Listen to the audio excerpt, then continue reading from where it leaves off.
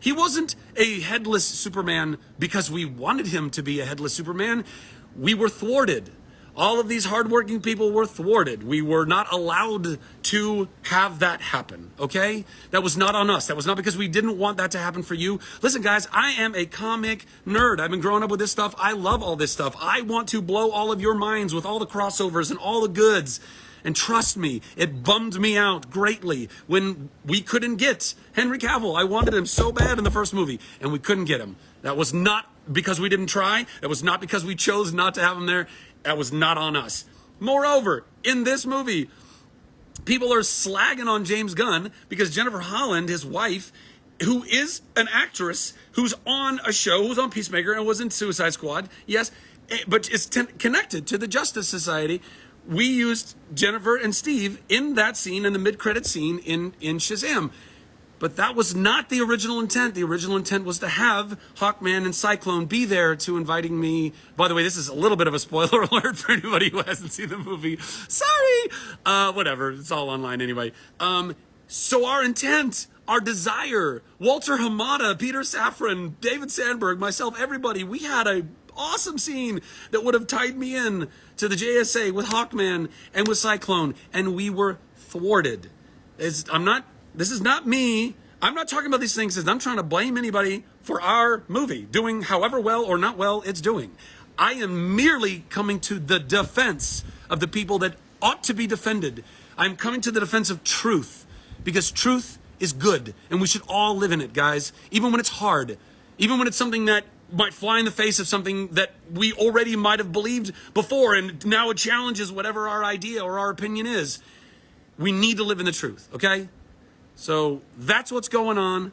That's all I did. That's all I'm saying. You want to keep hating me? Go on and keep hating me. But for all of you who have been loving me, gosh dang it, I love you so much. I'm so grateful. And listen, go see the movie. And if you've already seen it, go see it again. In fact, honestly, I would really appreciate people going and supporting this movie in lieu of the fact that there are a lot of people that just don't know. However it all sliced, there's a lot of people, I've been getting DMs, they didn't even know the movie was coming out, which is weird, because if you live in a place like LA or New York, you see billboards all over the place, but maybe they weren't everywhere. I don't know, but it's out, it's there. And this weekend, I think John Wick comes out. Listen, I love Keanu Reeves. If you want to go see John Wick, fucking go for it. I mean, I'm not going to tell you not to. But John Wick's not a family movie. So if you're looking for a movie for your family or your date or whatever, or you just don't want to get into like hardcore, pop, go see Shazam! Fury of the Gods. You will thoroughly enjoy it. It is a throwback to all of the movies that we knew and loved when we were growing up in the 80s and the 90s, guys. It's Amblin, it's Lucasfilm. It feels all like that. Is it a perfect film? No, I don't. I'm hard-pressed to think of perfect films. But we are a far better film than some of these critics, reviewers have given us credit for. And those of you who have seen the movie know this, and those of you who haven't seen the movie are in for a treat, because it's gonna blow your mind. And by the way, and to that point, and this is the last thing I'm gonna say, and then I literally have to get to dinner, but this is the last thing I'm gonna say.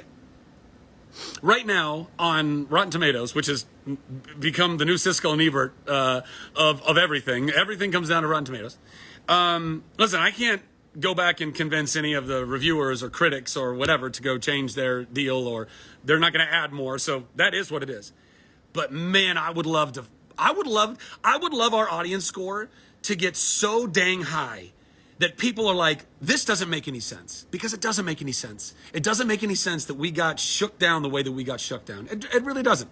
Again, all you haters out there are going to be like, oh, your movie sucks, blah, blah, blah. It doesn't. It legitimately doesn't. In fact, if any of you actually saw the movie, which I'm sure that you haven't, you will recognize that it really doesn't suck. It's a really entertaining, really fun movie. So, for all of you out there who have seen the movie, or when you do see the movie, go to Rotten Tomatoes.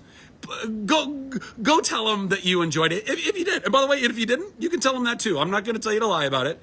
But if you enjoyed it, go to Rotten Tomatoes. Go say, wow, this was so much fun, yada, yada, yada. Give us that thing, because I want to show, I think this is be a really good opportunity, because we're not the first movie this has happened to, by the way.